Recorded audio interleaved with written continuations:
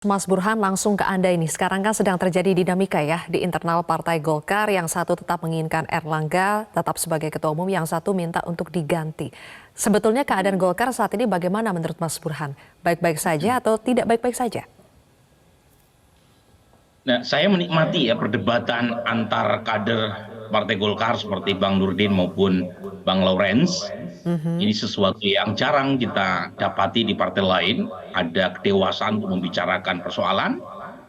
Dan tentu saja kalau ditanya ukuran terkait dengan kinerja ketua umum, masing-masing pihak di internal Partai Golkar punya kriteria masing-masing. Ya, Tetapi ada satu yang mungkin perlu untuk didiskusikan terkait dengan target elektoral Partai Golkar dan capaian per hari ini. ya. Dan ukuran salah satu yang bisa dipertimbangkan adalah survei. Nah, kalau kita lihat data survei, memang sepertinya target 100 kursi itu masih jauh gitu ya. Karena per hari ini biasanya Partai Golkar jelang pemilu 2019 misalnya, itu selisihnya dengan Partai Gerindra tipis. Bahkan kalau kita lihat hasil pemilu 2019, kursi Golkar lebih besar ketimbang Gerindra. Tetapi secara proporsi itu biasanya sekitar 12 sampai 13%.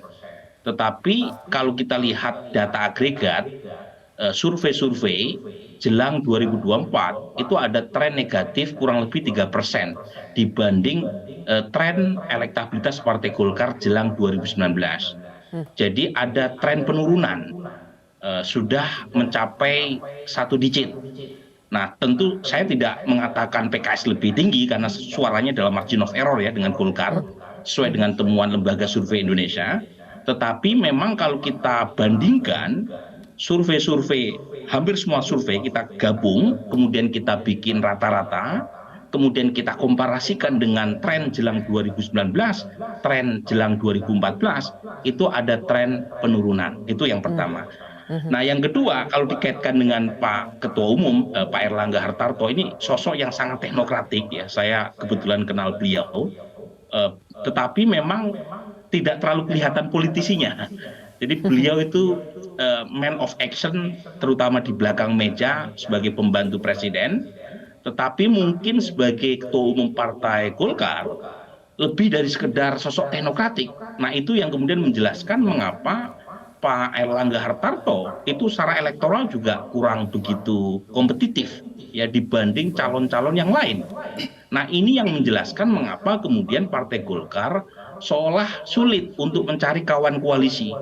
Bahkan mitra koalisi di KIB pun pindah ke lain hati, yaitu P3.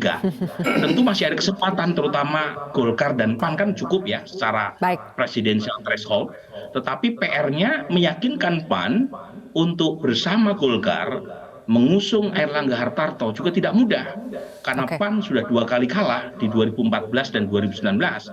Mereka tentu ingin mencari bandwagon effect, yaitu calon presiden yang potensial membawa kemenangan.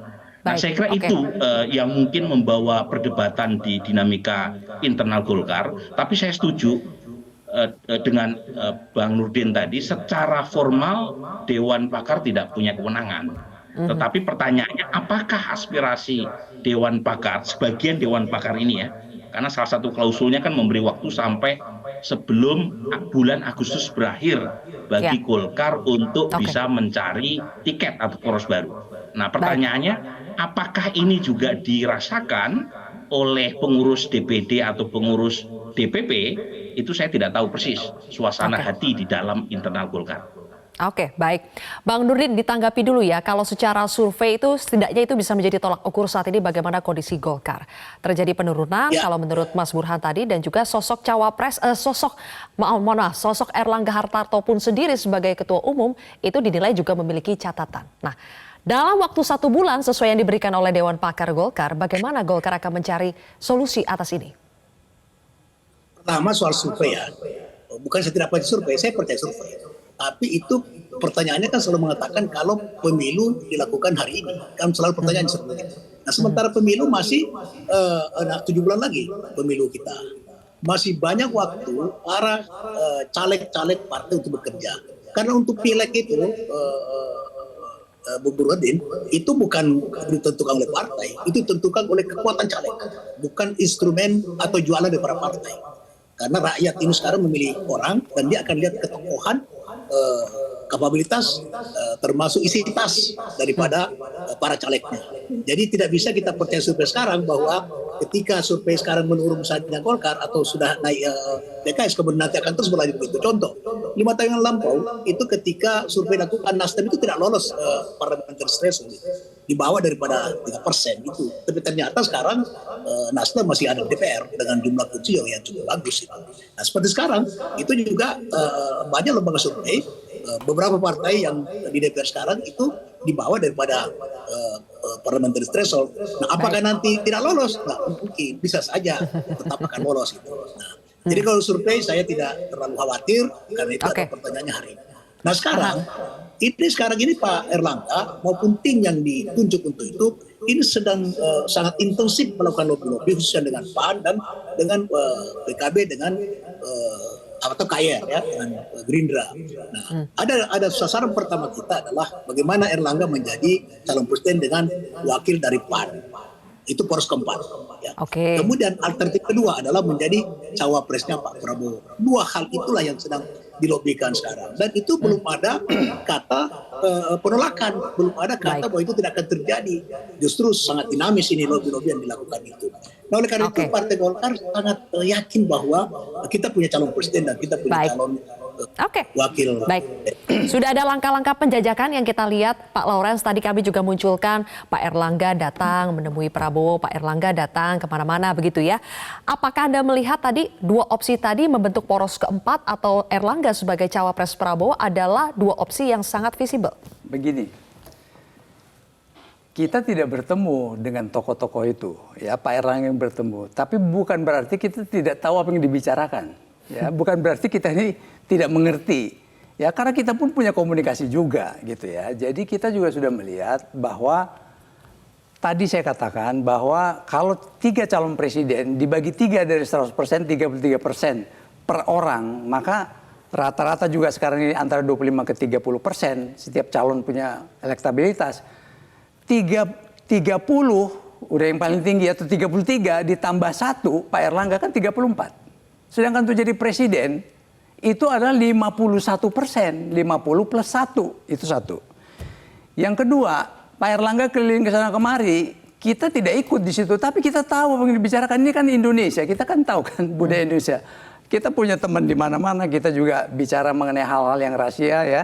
Jadi apa yang Anda tahu Pak soal pertemuan-pertemuan ini? Ya, masih kesimpulan kita, mumpung masih ada waktu, kita masih bisa membenahi. Kita masih punya kesempatan untuk membesarkan Partai Golkar. Saya nggak punya kepentingan, saya caleg tidak, apapun tidak. Ya, memang betul-betul kita memikirkan partai ya. Bagaimana partai ini jangan sampai dari partai besar turun ke partai menengah, apalagi partai gurem. Tapi belum terjawab Pak. Pertemuan-pertemuan tadi Erlangga menemui para ketua umum itu menurut Anda tidak membuahkan hasil? Tidak ada membuahkan hasil. Dan kalau dia koalisi dengan PAN, saya sudah katakan tadi, bagaimana PAN itu 7%. Elektabilitas tadi udah 2 kali dia mencalonkan presiden, wakil presiden itu kalah. Jadi dengan elektabilitasnya orang PAN dan Golkar yang begitu rendah, tidak mungkin menang. Nah, sedangkan orang untuk maju untuk jadi capres cawapres itu mengeluarkan biaya. Mana ada orang mau mengeluarkan biaya sudah pasti kalah. Itu juga kita berarti jadi kita poros keempat tidak realistis. Tidak realistis. Anda, kemudian juga menjadi cawapres Prabowo? Tidak mungkin. Tidak mungkin karena juga. Pak Prabowo itu tadi 25 sampai 30% suaranya, ditambah 1% Erlangga, 31%. Mana mungkin menang? 30%. Jadi menurut Anda dan kawan-kawan senior tadi, jalan keluarnya adalah Munaslup ganti ketua umum. Iya. Masih cukup waktu nggak Pak? Masih cukup. Masih cukup. Mumpung masih ada waktu, cukup waktu. Bang Nurdin, kita benahin.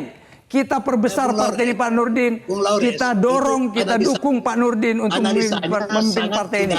Faktual dan sangat irrasional. Ya. Coba tanya LSI dan ada Pak Burhanuddin tadi juga di sini ya. LSI punya survei sebulan yang lalu dan saya ikut membahas survei itu. Ya. Itu Erlangga adalah cawapres paling seksi. Dipasangkan dengan Prabowo dia menang, dipasangkan dengan Ganjar dia menang. Hanya tidak ada simulasi dipasangkan dengan Pak Anies, itu nggak ada. Tapi ada simulasi dari dipasangkan dengan Prabowo dan menang. Bahkan kalau Pak Prabowo sama Erlangga itu menang langsung 50% di putaran pertama itu. Oke, baik. Itu survei, boleh tanya LS itu. Itu ada surveinya. Jadi analisanya itu tidak faktual, analisanya sangat tidak rasional itu.